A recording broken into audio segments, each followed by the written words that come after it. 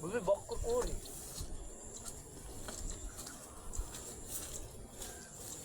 বক্কর কোন গেল? বক্করে তো খুঁজে পাচ্ছি না।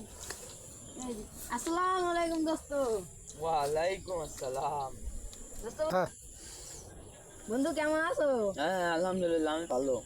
হ্যাঁ বন্ধু, বলছি যে আমার মনটার ভিতর চাচ্ছিল কত, আজ কয়দিন বাদে মনটার ভিতর চাচ্ছে।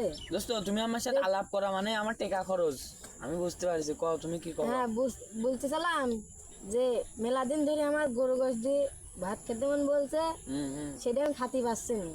এখন বলছে এই মালটা বাগানটা তোমার তোমার নামে, এই তুমি পাহারা করো। না না, আমার নামে নয় তো, আমার মালিকের। ও হ্যাঁ, তোমার মালিকের, যাই হোক। এখন আমার তো খুব আছে গরু গোস্ত খাতে মন বলছে।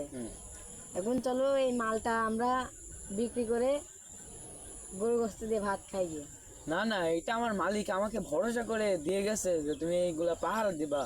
এইটা আমার মালিক না দেখলেও আমার আল্লাহ দেখবে। আমার কাল কিয়ামতের দিন আমার এইগুলার বিচার হবে।